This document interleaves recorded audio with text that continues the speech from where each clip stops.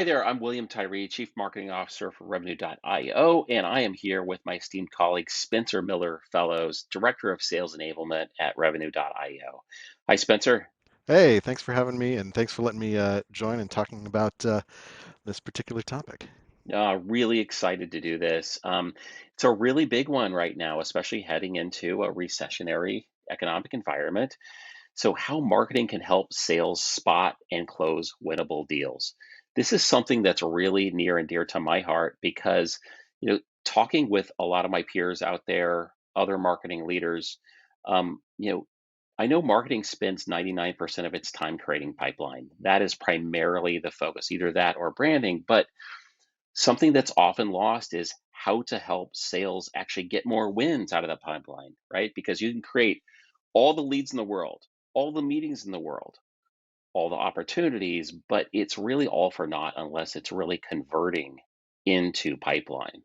So, you know, let's for a minute just talk about, how important it is for sales and buyers to be aligned, right? What you're looking at right now is a pretty complicated grid, but what it's talking about is, you know, buyers and sellers really kind of start along this continuum in which we're trying to attract demand in.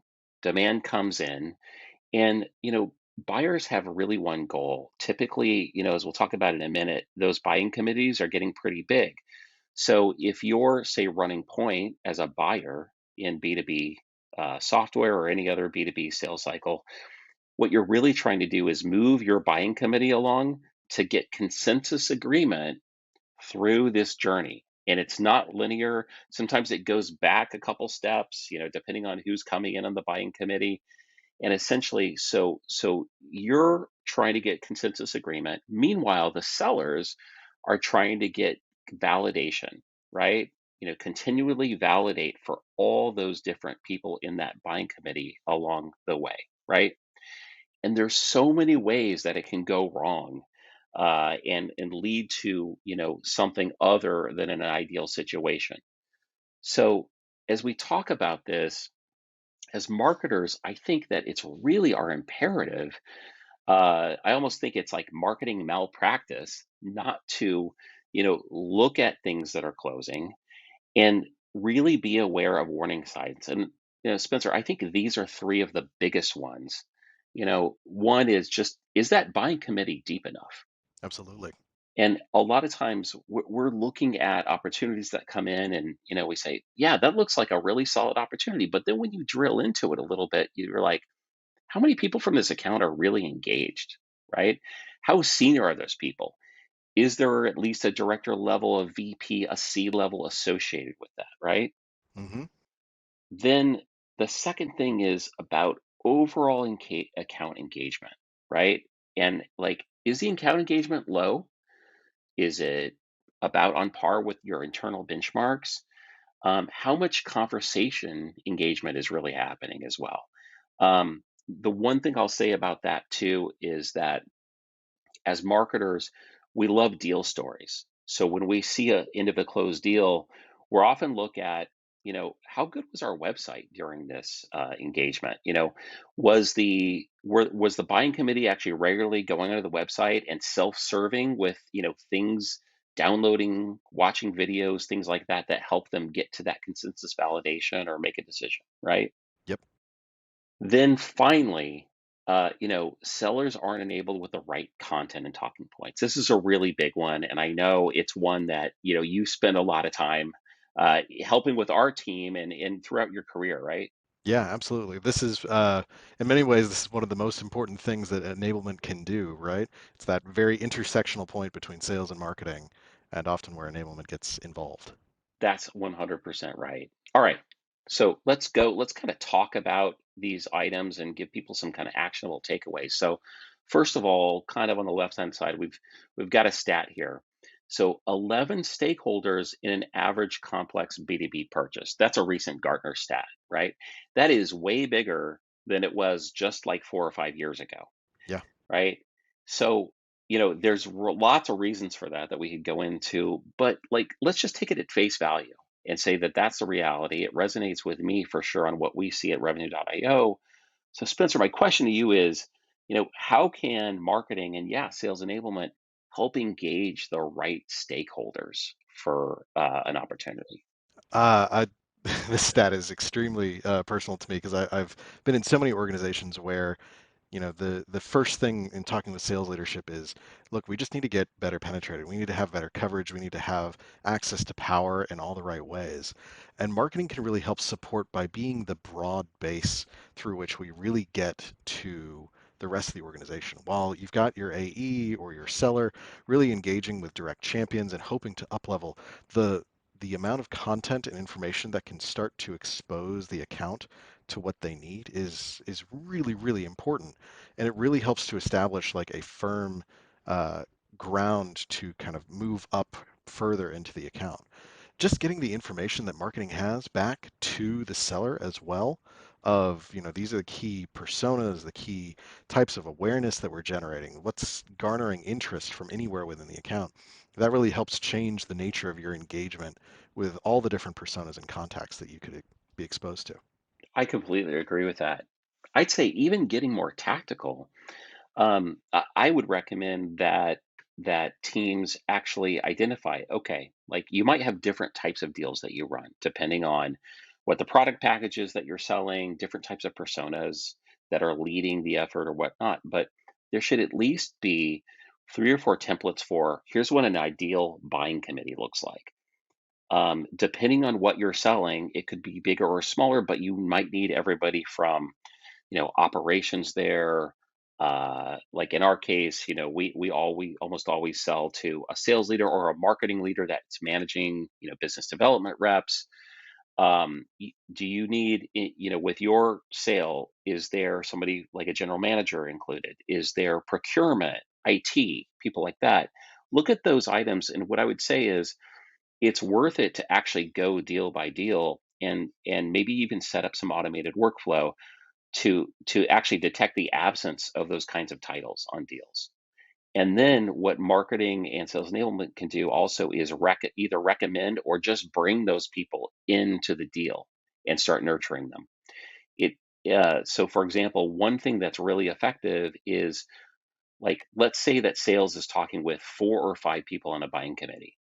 Marketing can actually bring those other people in by starting to engage them on social media, like offer them some great content, raise awareness with them so that when the people actually running point on that deal internally go then to procurement, procurement says, oh, yeah, I've heard of those folks. And actually, like they have some helpful content. What are your thoughts around that? Yeah, I think anything we can do to sort of set the expectation with the rest of the buying committee going into that conversation is always going to make it easier, right? Because so much of sales is going in and managing and re-educating customers on both their own processes and what they might need in an organization.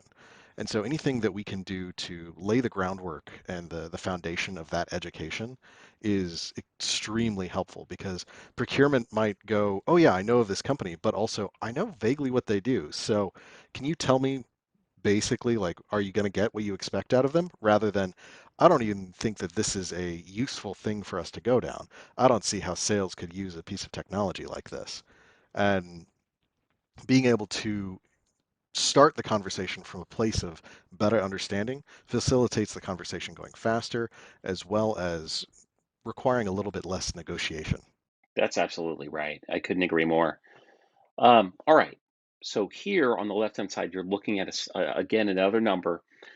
27 is the number of buyer interactions in an average close one deal. This stat courtesy of our friends over at Forrester. So in that stat, we're talking about a lot of different things, right? We're talking about self-service interactions. So people from the buying committee actually going and downloading things from your website or interacting with things. We're also talking about emails and conversations. I would even say that if we're talking about like a really big, complex enterprise deal, Hmm. it might be 4 times the number. Yeah, It might be more like 100 interactions, right, over time. absolutely. So, I guess this is kind of a similar question, but, before we're talking about the right kind of people, making sure that we have the right kind of people on that buying committee, Spencer, like how do marketing teams and sales engagement teams, sales enablement teams really try to like generate enough engagement along the way and make sure that we actually have the right stuff going on? Yeah. So in my experience, what's really been changing over the last decade is how well educated buyers are when they're going into these conversations. So the creation and distribution of these self-serve resources really helps to frame the conversation that the buyer is going to be having with your seller, right? So if they go into it and they've been prepped with a buying guide, for example, looking out at cross industry, what should you be thinking of in terms of features and functionality? What makes or breaks this type of software that you might be looking for? Buying guides can help steer the conversation for the buyer and also give your customer something that they can engage with, ways to explore further and deeper. The more rich the information is within the content that you are serving up to them, the even better. Yeah, I agree. What are examples of things that you feel like you've seen work and generate, that kind of engagement over time? Ooh. So I personally love anytime I get exposed to live elements like parts of the website, things like that that can Hmm. very quickly morph into a real conversation with someone. And then that leads to that greater level of interaction. Having things where, you can both engage with a piece of content, you've got the seller there that can answer any questions that you might have, getting best practices, things like that from the content can really drive my knowledge of a situation further. And then with my own sellers, what I've seen work really, really well is having leave behind documents that can be provided to hand out and very quickly educate, having resources that the customer can pass along and be like, oh, I'm really excited about this. Take a look at this and, click this button if it's something, again, live and interactive that you can continue to drive towards. I couldn't agree more. And by the way, we'll talk a little bit more about this in a minute, but in terms of the type of interactions, completely we're on the same page in terms of content. One of the things that just a kind of a sideline tip that we see here at revenue.io is there's a much higher likelihood that a deal is going to close if the sellers themselves get on a texting basis with the buyers. That's a sign of a more, shall we say, like close knit relationship. Hmm. I think there's a level of trust, when you're comfortable with somebody like texting you. And so, that's the kind of thing that I think it's worth like everybody on a revenue team starting to look at and monitor. Absolutely, yeah. And that's one of the things that we've coached our reps internally to try and do pretty much as quickly as possible is establish that level of trust where you can actually have a text relationship with this person. Because people are much more comfortable responding to quick requests that way, or even just checking in, or it's a low pressure but high engagement style of communication for most of our buying audience nowadays. 100%. Absolutely. And, speaking of that, that's a great kind of segue to this topic, right? Which is that must have decision assurance content, right? So, analyst validation, I've already kind of shouted out to Gartner and Forrester in this call. Love those folks. But really having like solid content where analysts are including you in the right grids, including you in the right reports, buyers guides, markets guides, things like that is really important. We know that case studies are really instrumental. I mean, I personally love case studies just for lead generation in general, especially if you're looking at a case study for saying like, hey, we're helping your competitor, or people in your space, your peers do X, Y, and Z. Yeah, especially like those drive so much value, being able to point to real customer benefits. It changes the game for your sellers entirely. I just want to shout out all your hard work on our case studies here. They're really good. No, you're part of that too, and I think that it's really really helpful to have that. As a seller, that's what I would want for sure. Hmm. But also, we've learned implementation guides and ROI calculators absolutely are critical in those kind of decision assurance phases. Yeah, Sometimes upfront, but all the time, I would say like on the back half of the deal for sure. absolutely. I want to get into something that's really like right in your wheelhouse. Spencer. So, this is something where I think that, you absolutely lead this. And then let's talk a little bit about what you're looking for from marketing to kind of help enable sellers here, which is stage-based conversation guidance. And first of all, what do we mean by that when we say that? Yeah. So marketing has this wealth of knowledge and this wealth of information about our customers, about the status of the market and where our products are positioned, and how to best communicate those things to a wide variety of audiences. And so, any amount of enablement that we can provide to our sellers to use that best practice, to use that language in the deal, will make the conversation flow so much better and will really help the reps engage with their customers better, sound more intelligent, and just generally be capable of up-leveling their conversations to focusing on the outcome and the value that they're going to help them unlock, rather than just the functionality within the product themselves. And so having this information prepared and usable, delivered to you in real time based on either the stage of the deal, the type of person that you're talking to, what they're even talking about, all makes that immediately more usable for the seller.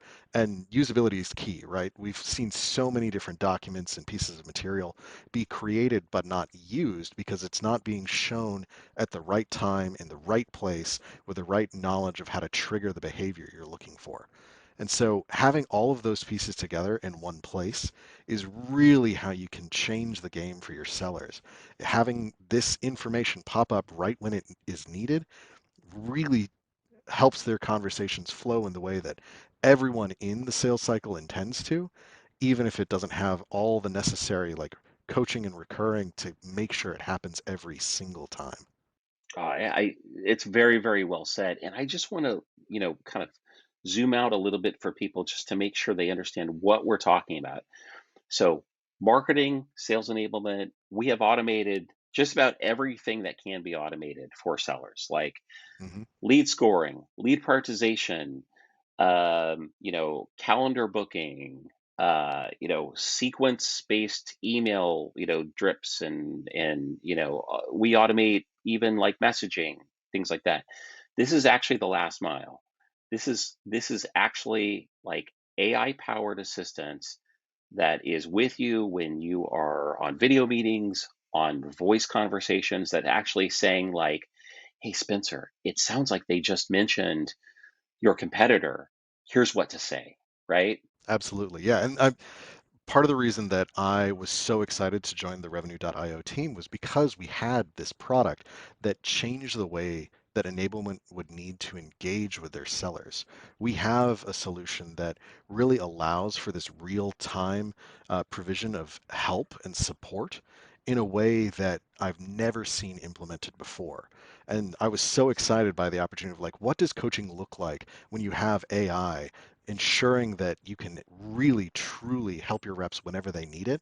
It changes what my whole job is, because now I can focus on these triggers and these behaviors that we are looking for, that we want to help support, rather than just trying to drill into people's heads content and information, talk tracks. It's a very different style of enablement, and it's wonderful.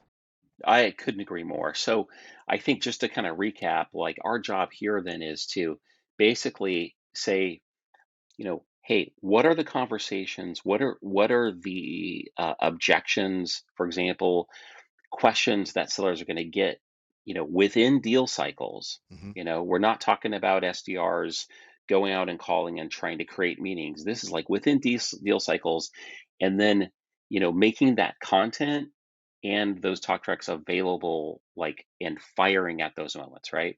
Absolutely, yeah, and that requires a strong feedback loop, of which enablement is part and parcel of. Having enablement present to really help sales and marketing communicate about what's happening when, what's the right stance to take, what's the right language to use, and helping to really accelerate that cycle of feedback is key. Amazing. All right. Well, listen, Spencer, thank you so much. This has been a great conversation. And for everybody out there, I just want to say feel free to reach out to Spencer, reach out to myself on LinkedIn. We would love to hear from you. Also, if you need help generating pipeline for your team, if you need help with your team, on quota attainment, Revenue.io is a great place to find help for that. In addition, we offer a bunch of great, options for you. We've got the RevOps podcast, the Sales Enablement podcast, and the Sales Academy, where we've got tons of resources and tools to help with all these things. So, but again, the door's open. Reach out to us, and thank you so much for your time. Yes, thank you.